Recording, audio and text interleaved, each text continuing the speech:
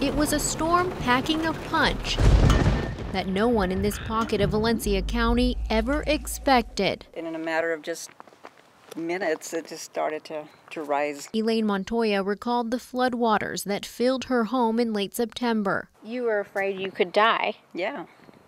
Yeah, I mean, all our neighbors here were in the same situation. Her home sits off of Highway 116 near Belen in the Pueblitos community, right across from the railroad.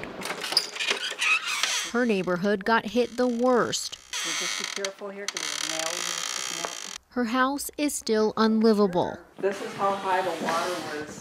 Homes, cars, furniture, priceless possessions were all lost to the flood. Elaine's brother was living here when the storm hit. She stays in the back house. No one was hurt, but it's depressing because my kids grew up here. More than 4 months later, this is the kitchen.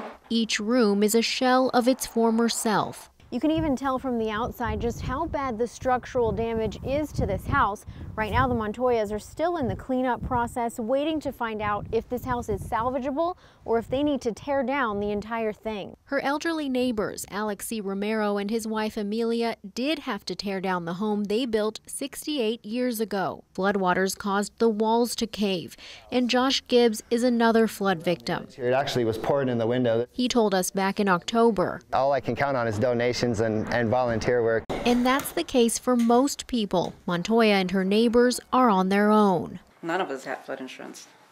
And why is that?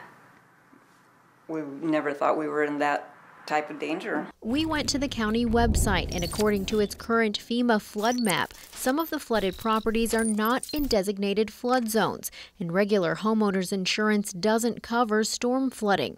While most of Montoya's property is not in a flood zone, a small portion near Highway 116 is. She says she's lived here for 32 years and had no idea.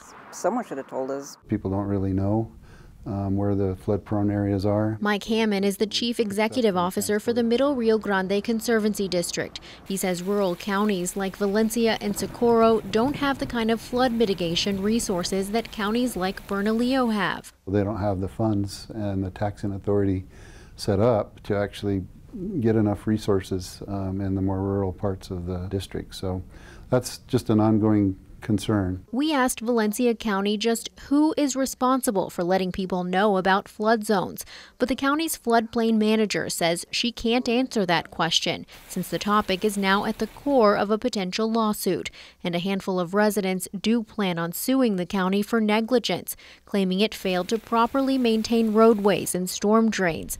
Residents argue the Conservancy District bears some responsibility too, especially since it has a high-line canal west of the flooded properties that breached in a number of spots during the storm. The water immediately ran down these arroyos and came up against our canal bank and broke the canal bank on both sides. Why isn't the district liable? Well, because our mission is only narrow to delivery, conveyance and delivery of irrigation water and drainage. The district's flood control authority, Hammond says, only oversees the levees that protect homes from overflow from the Rio Grande, which is about a mile east and had nothing to do with this disaster. We do try to clean up and help as much as we possibly can, but we have the limited authority and resources to work on private property. But that could change. Mike Meckenbauer has a pecan orchard near I-25 that was hit hard by the flood. Acres of his pecans were washed out. The Conservancy District just negotiated a settlement with Meckenbauer for $600,000 in exchange for some of his land. Hammond says the district is working on a drainage management plan and will use the newly acquired land to build stormwater retention ponds. That, he says, will help protect not only the pecan orchard from future flood damage, but nearby neighbors as well. Plans will be drafted by July. Then it'll be at least a 3-year process.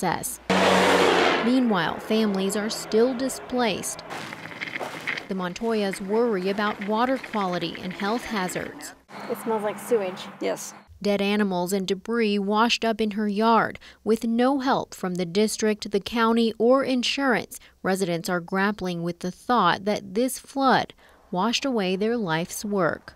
I personally don't feel safe here anymore. I don't want to live here anymore, but we don't have a choice. We're holding on to hope. on special assignment. That's all we've got. Gabrielle Burkhart, KRQE News 13.